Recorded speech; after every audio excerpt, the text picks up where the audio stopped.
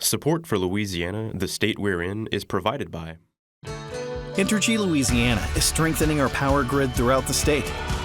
We're reinforcing infrastructure to prepare for stronger storms, reduce outages, and respond quicker when you do need us, because together we power life. Additional support provided by the Fred B. and Ruth B. Ziegler Foundation and the Ziegler Art Museum located in Jennings City Hall. The museum focuses on emerging Louisiana artists and is an historical and cultural center for Southwest Louisiana. And the Foundation for Excellence in Louisiana Public Broadcasting, with support from viewers like you. Louisiana voters are set to vote on a representative for the state's second majority black congressional district, but the seat's future is still in limbo. After decades of delays, Congress could soon vote on changes that would level the playing field for everyone who pays into Social Security. We'll sit down with Congressman Garett Graves. And the big weekend is here for Taylor Swift fans. We'll look at how small businesses outside of New Orleans hope to cash in on the Eras Tour. And a Louisiana tradition bearer gets a big honor as he works to pass on his musical legacy to the next generation. I'll introduce you to Louisiana's rockin' fiddler. Let's get started. Let's do it.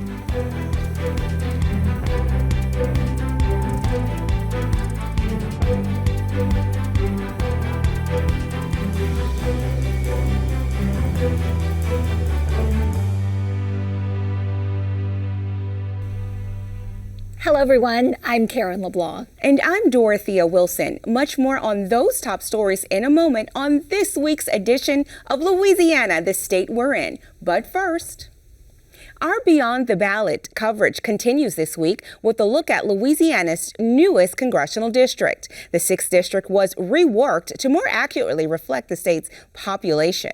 Although voters will elect a candidate this election cycle, the district's map is still tied up in litigation.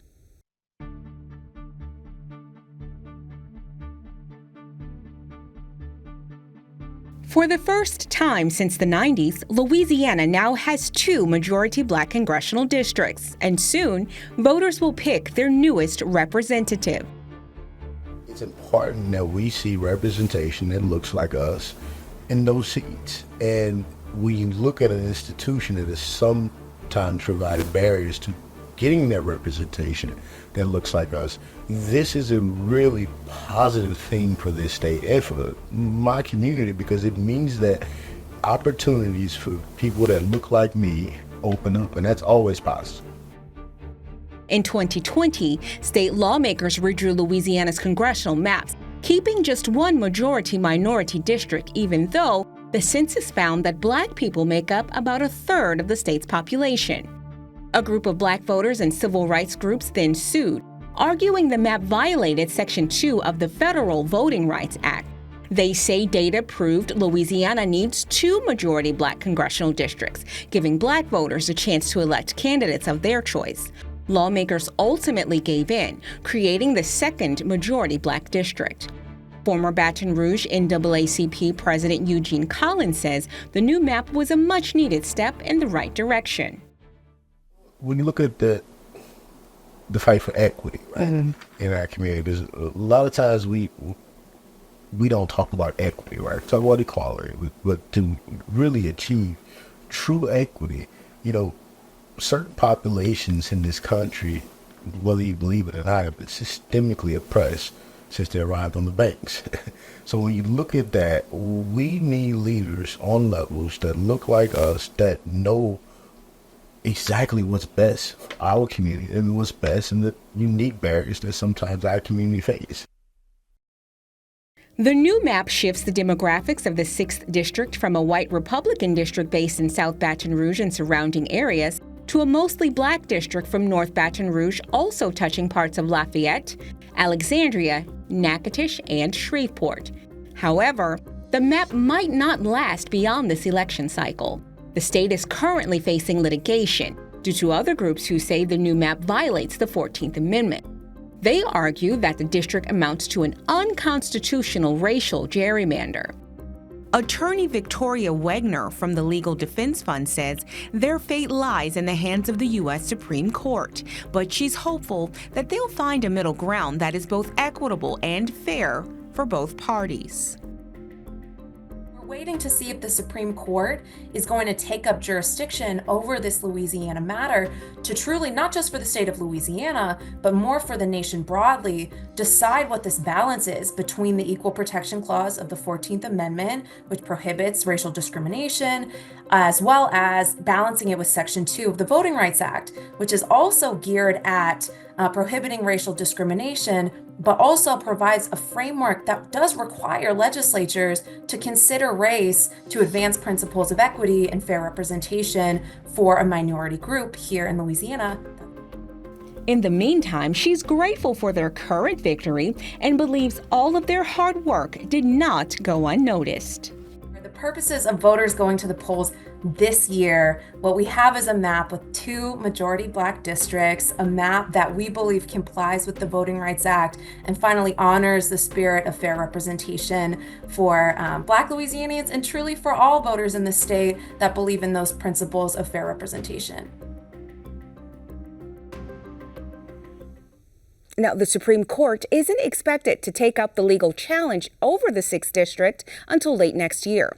Even if they find it unconstitutional, new maps wouldn't likely be approved until after the 2026 elections.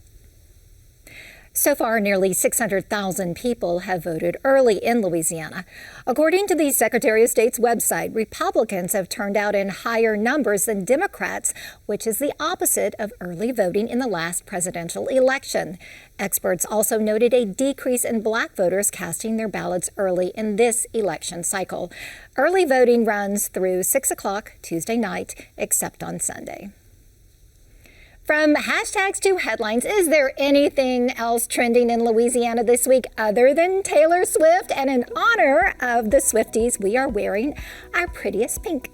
That's right. All pretty girls wear pink, Karen, and here we are. Now, to answer your question, no, there is nothing better than Taylor Swift's, and Swifties are counting down until Taylor takes the stage for 3 sold-out shows at the Superdome. Now, take a look at the dome draped in an inflatable friendship bracelet to welcome Taylor and all of her fans. Okay, so if you're still looking for tickets, late yesterday, concert organizers released some more tickets, which seems to have driven down prices for resellers. Now, on StubHub, there are still tickets available, but if you're looking at those, $700 to $800 gets you seats behind the stage or with limited visibility. So those are not the choice seats. Absolutely if you want the choice seats, you can pay anywhere from $2,000 to $3,000 a ticket for better visibility. There is something about Taylor Swift economics. I mean, wow, okay? $700 to $800 is crazy not to even see her for real. Oh my goodness. Now, fans are hoping to beat the concert night crowds could stop by Champion Square to pick up their merch earlier this week. People have been lining up since the vendors opened on Wednesday now, hoping to pick up t-shirts, friendship bracelets, and posters. During the concerts, there will be extra vendors set up both in and outside of the dome. All right, so you have a story coming up later in the show that also talks about merch and how area businesses are so you can't pick it up at the Dome. You can certainly go to some local businesses. Sure can. All right, well, a 12-year-old Baton Rouge girl is making national headlines this week. Kelsey Ferris was diagnosed with a serious form of sickle cell disease when she was born. And she's been in and out of Children's Hospital in New Orleans about, get this, 20 times for treatment. An anonymous donor and doctor surprised Kelsey with 2 suite-level tickets, and we know how valuable those are, to Taylor Swift's concert Saturday night. 15 nurses also got tickets to the show, and nurses in NICU handmade Taylor Swift-themed costumes for all their tiny little patients. I love the humanity, the good things that Taylor Swift inspires in people, just really bringing out the best of people. All right, so here's a fun one. Check this out. Llewellyn Burger's well known in New Orleans for her skeleton theme Halloween decorations. Well, she calls this year's display Terror Swift, the Scaras Tour. Get it? Haha. So there are loads of skeletons dressed up as Taylor Swift from various eras. And I love this. One of the decorations is an 8-foot tall Travis Skelsey. I love her little play on names. That's great. Me too. We see what you're doing there. Shouts out to you. And speaking of great things happening, while New Orleans is dealing with the Taylor takeover, other areas are also hoping to cash in on the excitement. On the North Shore, tourism leaders have been working with small businesses to lure in Swifties across the lake. Here's a look at some of the Taylor Swift related events they've got planned. Local businesses across South Louisiana have been preparing for months to welcome fans from around the globe for an enchanted evening with one of America's sweethearts, Taylor Swift.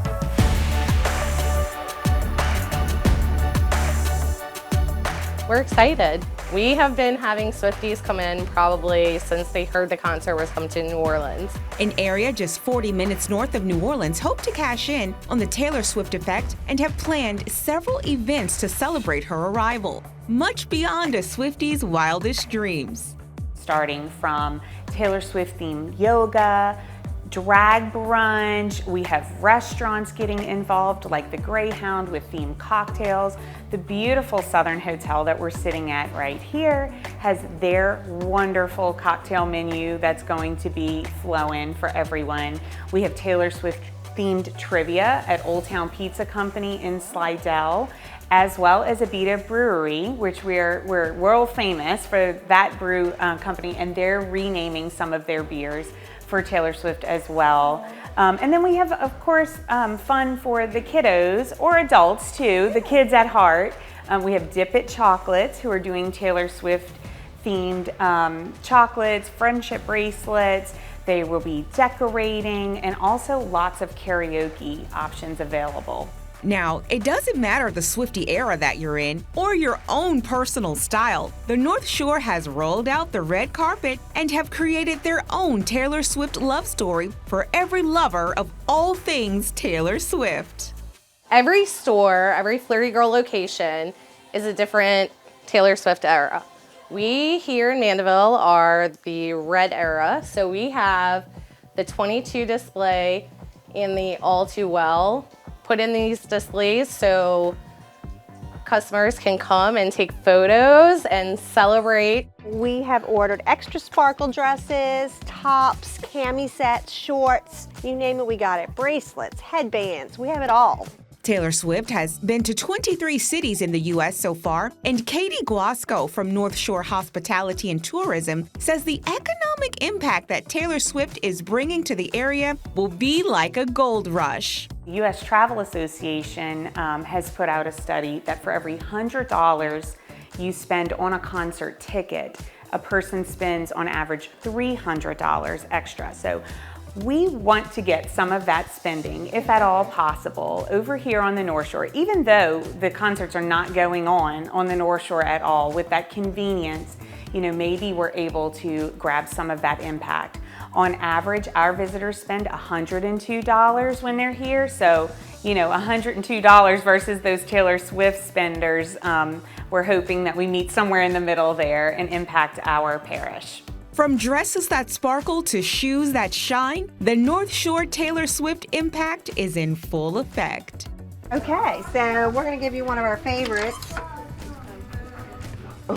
I mean, she sparkles like Taylor, right? Yes, she does. And of course we have Midnights. If you're a Midnights fan, you can always wear that to the concert. Awesome. And if red is your favorite era, we have that. And are you going to the concert? Oh, yes, I am. I am going. I'm a Swiftie. I have a favorite Taylor Swift song, and I'll tell you about it in just a second. But do you have one?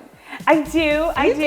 Shake It Off was kind of my daughter's favorite. She's 14 now, but when she was 7, we did a music video to that song. And so that one always kind of sticks in my mind. So if you check out our social media, we've been using some of the song lyrics to kind of pump up the following about this. So it's just been really fun to be able to, share that with people. And, whether or not you're a Swiftie, you might know spending, and this is why we're really doing it, but it is fun. I love that. Well, guess what?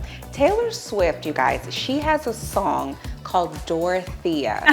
She 100% does, and that is my favorite song. That is your favorite. Yes, it is. That is my favorite Taylor Swift song, and I secretly say to myself that, you know what, she wrote that about me.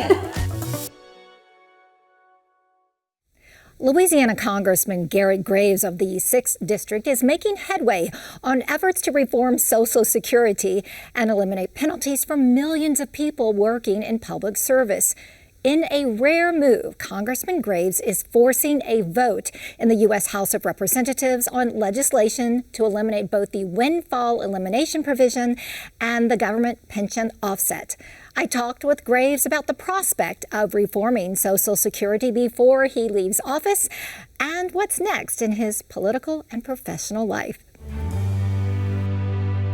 Congressman Garett Graves is here at LPB to give us an update about what's going on in the 6th District. And I know there is a lot of attention focused on Social Security reforms, and you've taken the lead on this. So let's back up and let's break down what we're trying to do to reform Social Security. Sure. So there is this really antiquated policy that dates back over 40 years ago. And it actually discriminates against or disincentivizes people to choose public service. Things like being a police officer, being a firefighter, being a teacher.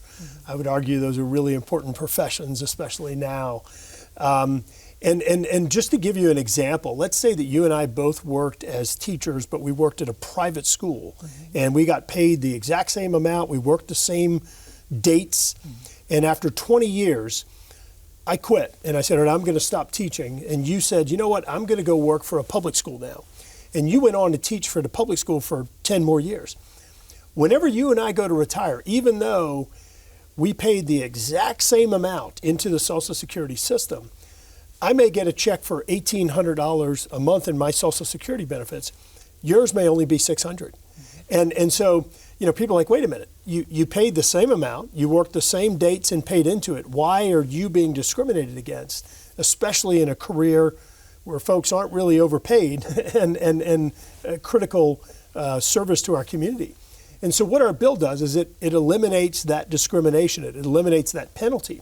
There's another one that affects widows or spouses of a public servant, a public employee, like, again, a police officer, teacher, firefighter, and others. And so our bill just eliminates it. It just says that you're treated the same as anyone else who paid into Social Security. We call this the Social Security Fairness Act. And the two provisions we're talking about, just to get a little technical, is weapon GPO. Yes. Yeah. Windfall elimination provision and government pension offset. Yeah. So in your efforts to propel the Social Security Fairness Act, you recently had what we call a discharge petition for this legislation. I think more than 200 signatures. Tell me about that event, because as I understand it, it's kind of rare. It is rare. It's very rare. In fact, we think this is about the 4th time in the last 30 years that this has happened.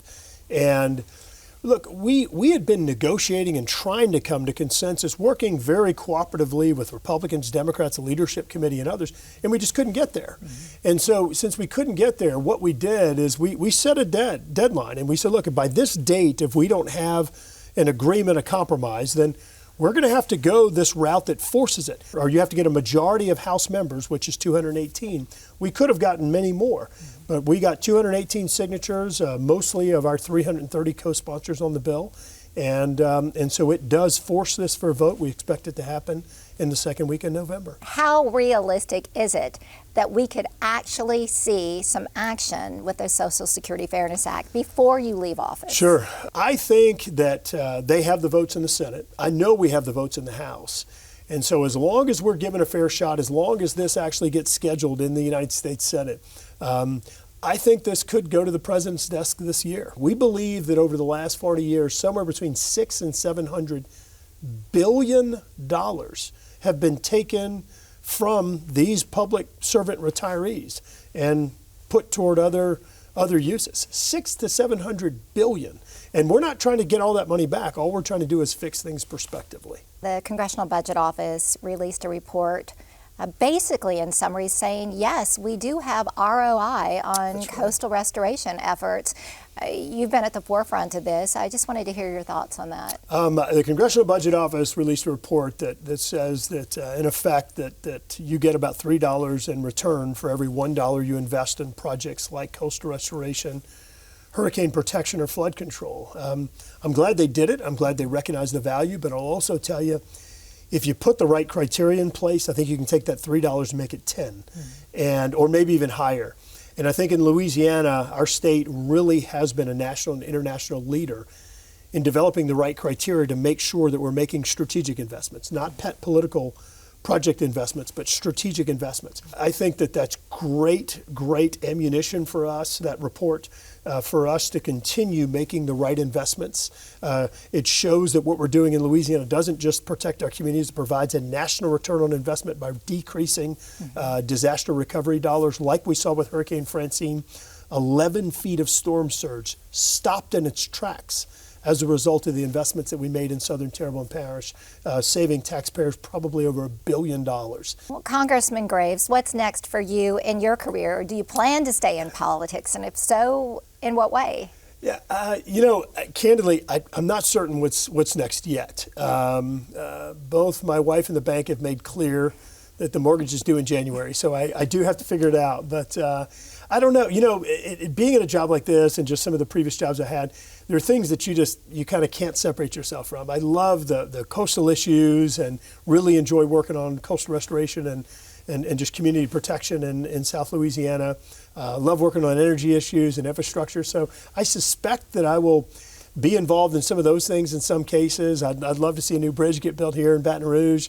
But I'm not certain on what's next yet. What I'm hearing is that your heart remains in public service. I love, look, anybody can go out there, find problems and complain about them. Being in a position like this and actually being able to fix them, it really is like, I love doing that. Well, I think it's safe to say that you intend to finish what you started on all levels. No doubt. Congressman Graves, thank you so much for all that you do for us, and we will continue to watch and wish you well, and with great anticipation, look for your next move. Thank you very much. And Dorothea, I tried to press Congressman Graves on what are his plans in his political future. He is a public servant at heart, and he has a passion for coastal restoration, so I get a sense we'll be seeing more of him. Oh, that would be exciting to see. Yeah. I like that. He's a great public servant. Yeah, for sure. October is Louisiana's 10th annual Folklife Month, with officials celebrating culture bearers who keep the state's traditions alive. To close out the month, we introduce you to Waylon Thibodeaux, also known as Louisiana's rockin' fiddler. I sit down with him to look at how he's passing on his gift to the next generation. 1, 2, 3, 4.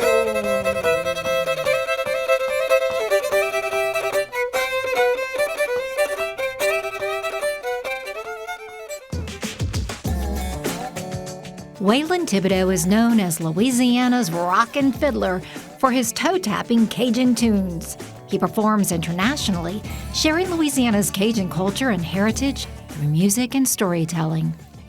It's our roots music, it's our culture, and you play it a little bit differently. You got a whole lot of bowing going on and things like that, and of course when you play along with the Cajun accordion, that makes it that much sweeter. That makes the Cajun sound for sure. Waylon taught himself to play the fiddle as a teenager growing up in Houma, and today teaches the next generation of fiddlers. Can I see your instrument? Have you been practicing? You remember how to play the rhythm between G and C? 1, 2, 3, 4. We need to keep musicians going down here because unfortunately the younger kids, they're not learning the instruments too much down the bayous here and stuff. The accordion, there's no young kids wanting to play either of those instruments. So that's why we need to put it in their face and say, hey, would you like to try something really cool and something really different? And so that's why I'm really excited about doing the fiddle lessons and stuff. It's trying to get the young kids involved and make sure that we can hold on to our musical culture for sure.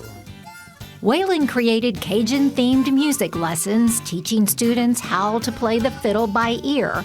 Songs include Mary Had a Little Crawfish and Old Mac Boudreaux Had a Farm.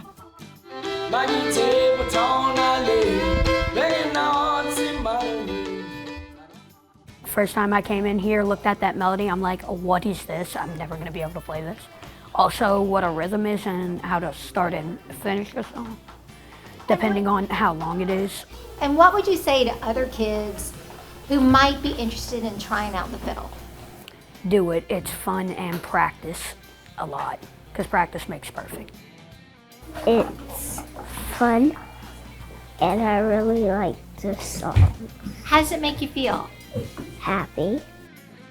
The 2024 Louisiana Folklife Ambassador has earned the distinction as a tradition bearer of Cajun fiddling.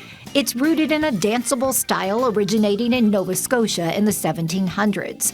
As Waylon says to his young students, if you can sing it, you can play it. And his hope is the next generation plays on. I was really honored, really shocked. You know, that's a very high achievement for sure, and I'm very proud that they chose me to do that. I love performing, and I love bringing our story to people, and it's just a great blessing from God that I'm able to do this. And I've been doing this my whole life. How about that?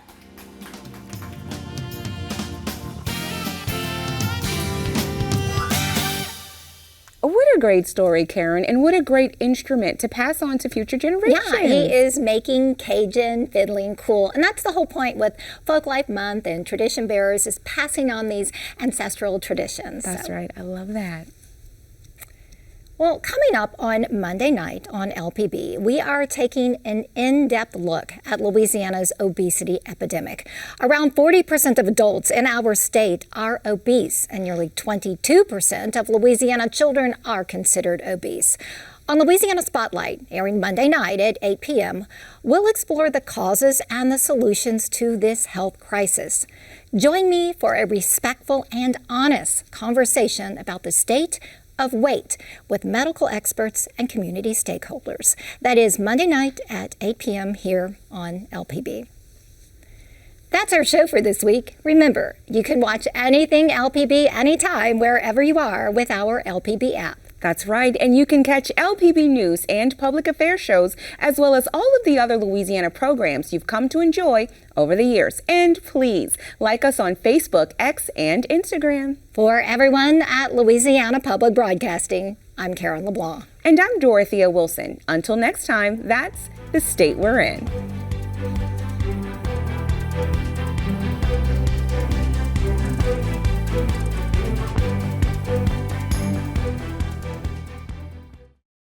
Support for Louisiana, the state we're in, is provided by Entergy Louisiana is strengthening our power grid throughout the state.